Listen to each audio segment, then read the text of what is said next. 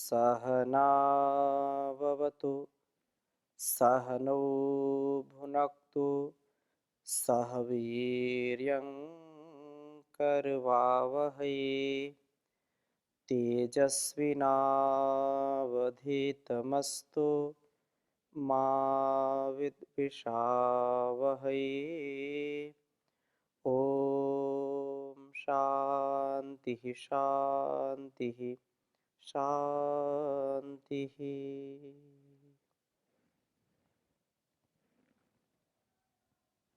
वेदोक्त वाणी व्यवहार के इस स्वाध्याय में आप सभी सुधी दर्शकों का, श्रोताओं का हृदय की गहराइयों से हार्दिक स्वागत है, अभिनंदन है।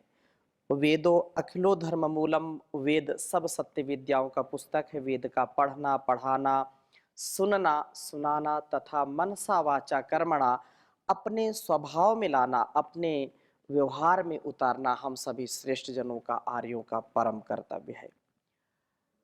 कल्याणी वेदवाणी का स्वाध्याय हम कर रहे हैं और ऋग्वेद का प्रथम मंडल, जिसका 140वें सूक्त तक हमने पढ़ा है, वाणी का व्यवहार। आगे आज हम चर्चा करेंगे और बहुत ही सुंदर ढंग से हमारे वाणी का व्यवहार कैसा हो उसके विषय में बहुत सुंदर बात कही है। जिसका जीवन अपने वाणी का नियंत्रण के साथ होता है व्यवहार, वह दुनिया को अपना बना लेता है। उत्तम ज्ञान से युक्त वाणी का व्यवहार तो व्यक्ति को देवत्व से युक्त कर देती है। ज्ञानवर्धक, प्रेरित करने वाला जो ज्ञान है, जो धन है, जो संपत्ति हमारी है, सबसे बड़ी संपत्ति है कि हम ईश्वर का जो विधान है, जो संविधान है, उसके अनुरूप जीवन को जिए और हमारी मति भी अच्छी हो, भक्ति भी अच्छी हो, कृति अच्छी हो, स्मृति अच्छी हो, हम सुजीव बने, जिनकी वाणी में कोई न्यूनता ना हो। तो इसी प्रकार से यहाँ 142वें सूक्त का मंत्र आपके समक्ष रखूंगा। चौथा मंत्र, प्रथम वेद मंत्र लिखता हूँ, फिर चर्चा करूंगा आपके बीच में। ओम ईडितो अग्ना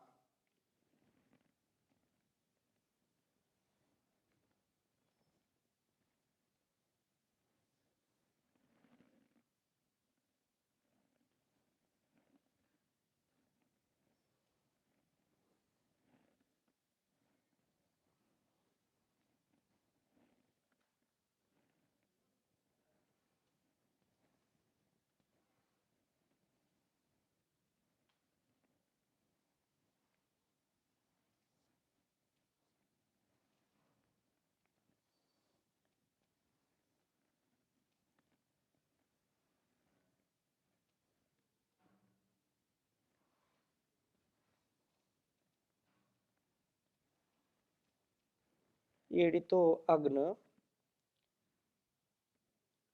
आवहित्रम।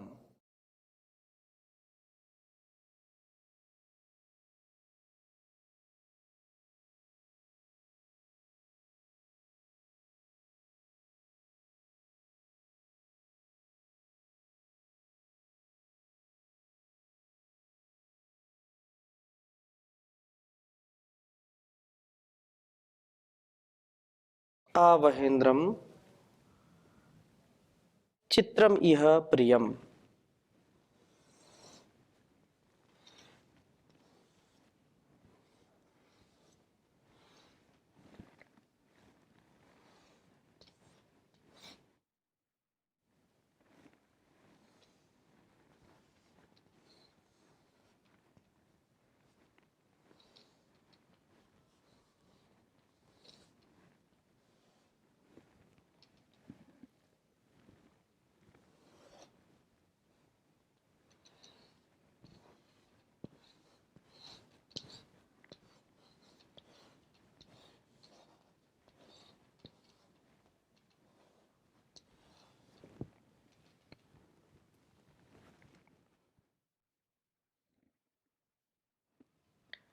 इयं हि त्वा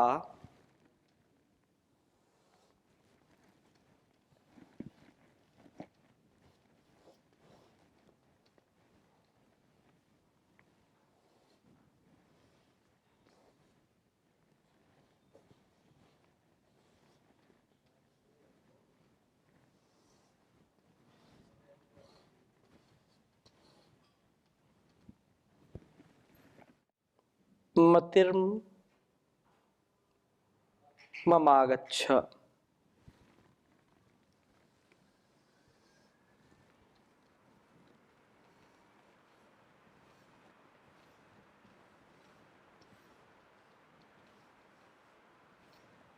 मतिर्मम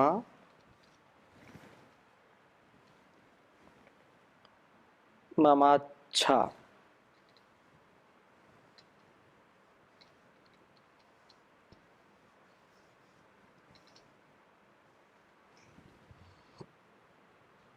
सुजिह्वा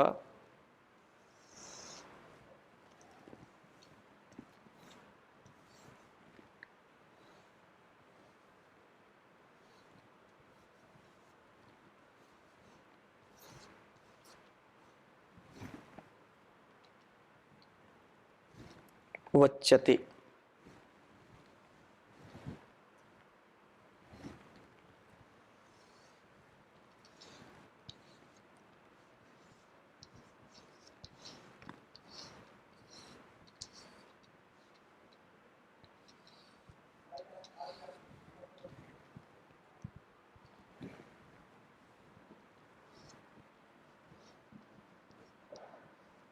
ऋग्वेद के प्रथम मंडल के 142वें सूक्त का यह चौथा मंत्र है।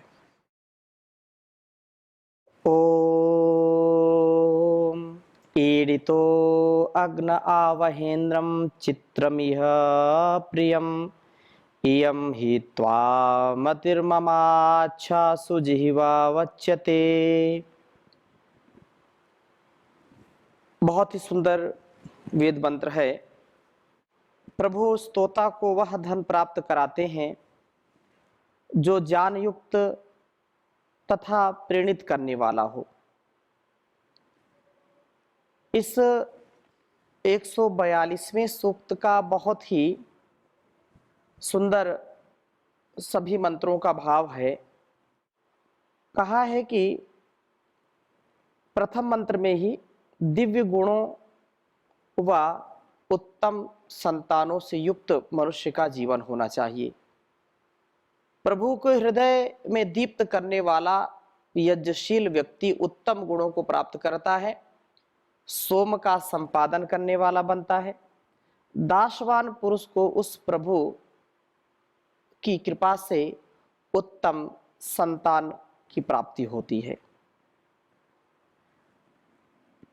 दूसरे मंत्र में भी बहुत सुंदर बात कही, स्वस्थ दीप्त मधुर जीवन। सब चाहते हैं कि सब स्वस्थ रहें, मधुर जीवन हो। तो दूसरे मंत्र में कहा कि हे तनून पात हमारे शरीरों को न गिरने देने वाले प्रभु, आप यज्ञम जीवन यज्ञ को घृतवंतम मनों के क्षरण द्वारा स्वस्थ शरीर तथा ज्ञान दीप्ति वाला बनाइए। मधुमंतम और माधुर्य वाला उपमासी समीप रहते हुए बनाते हैं।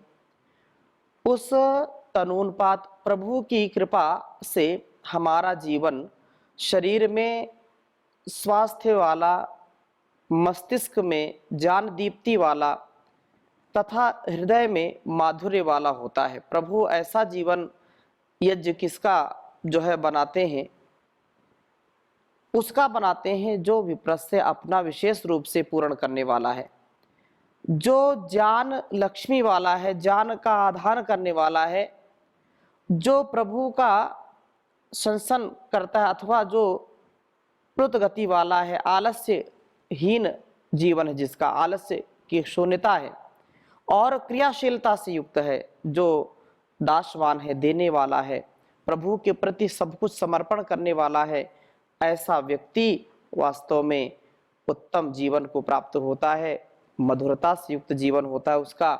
और पूर्ण स्वस्थ होता है। पवित्रता भी उत्तम हो, उसके लिए पवित्रता और माधुर्य से युक्त। तो तीसरे मंत्र में भी ऐसी ही प्रार्थना की है कि हे प्रभु, जो संसन करते हैं, जो प्रभु का संसन करते हैं, भक्ति करते हैं, तो प्रभु हमारे जीवन को पवित्र करके मधुर बना देते हैं। मधुर बनाने वाले प्रभु ही हैं। और फिर इस चौथे मंत्र की चर्चा हम करेंगे आपके समक्ष। कहा कि हे अग्नि, हे परमात्मन। अग्नि उस परमपिता परमेश्वर का नाम है जो सबको प्रकाशित करने वाला है। ऋग्वेद का प्रथम मंत्र ही अग्नि से आरंभ होता है। अग्निमीडे पुरोहितम यज्ञस्य देव मृत्युजम होतारम रत्नधातमम। ईडितः उपासित हुए हुए आप यह इस जीवन में इंद्रम जितेंद्रिय पुरुष को चित्रम चेतना देने वाले, प्रियम तृप्ति व कांति के हेतु भूत धन को आवह प्राप्त कराइए। प्रभु की उपासना से हम जितेंद्रिय बनते हैं और जितेंद्रिय बनकर के ज्ञान युक्त धन की प्राप्ति करने वाले बनते हैं। यदि जीवन का उत्कर्ष हम चाहते हैं तो जितेंद्रिय होना परम आवश्यक है। जिसने जीवन को साध लिया, इंद्रियों पर जिसने नियंत्रण कर लिया, वो पूरी दुनिया पर नियंत्रण कर सकता है। मन पर जिसका नियंत्रण है, जिसका वाणी पर नियंत्रण है, जिसका अपनी दृष्टि पर नियंत्रण है, जिसका अपने कानों पर नियंत्रण है, अपने इन इंद्रियों पर जो शास्त्रों का वचन है, जो आदेश है, उपदेश है, जो है, चाहे वेद हो, उपनिषद हो, दर्शन हो, हमारी संस्कृति सदा से ही इंद्रिय जय का गुणगान करती रही है। और इंद्रिय जित व्यक्ति इस पूरे संसार को भी जीत सकता है।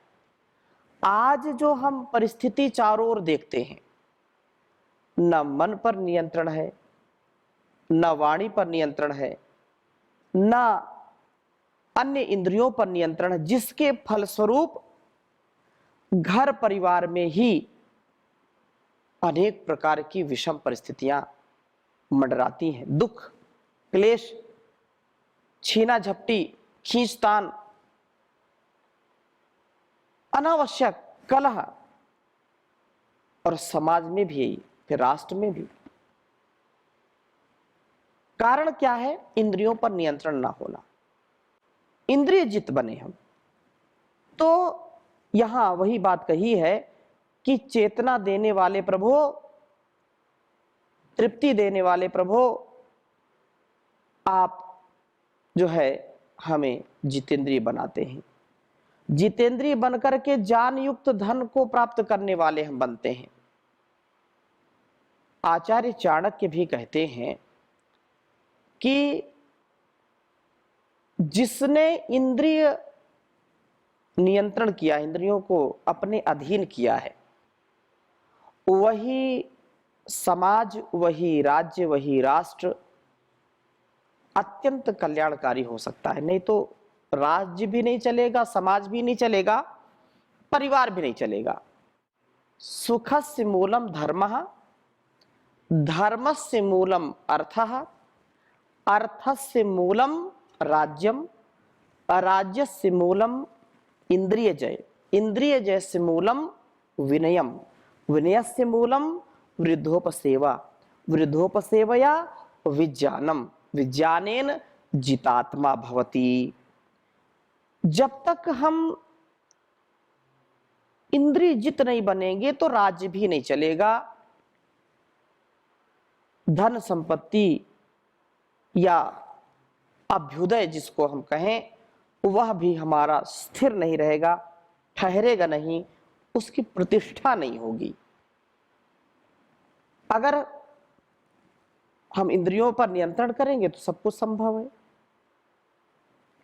प्रार्थना की है सुजिह्वा उत्तम जिह्वा वाले, अर्थात उत्तम वाणी वाले, उत्तम ज्ञान प्रदाता प्रभो, इयम ही मति ही, निश्चय ही विचार पूर्वक की गई मेरी यह स्तुति त्वा अच्छा आपका लक्ष्य करके वच्यते उच्चरित होती है। मैं आपके स्तोत्रों का अर्थ भावन के साथ साथ जप करता हूँ, परिणामतः हृदयस्थ आपसे ज्ञान प्राप्त करता हूँ। जो नतमस्तक है, जिसका संपूर्ण समर्पण है, उसके जीवन में मनमानी नहीं होती।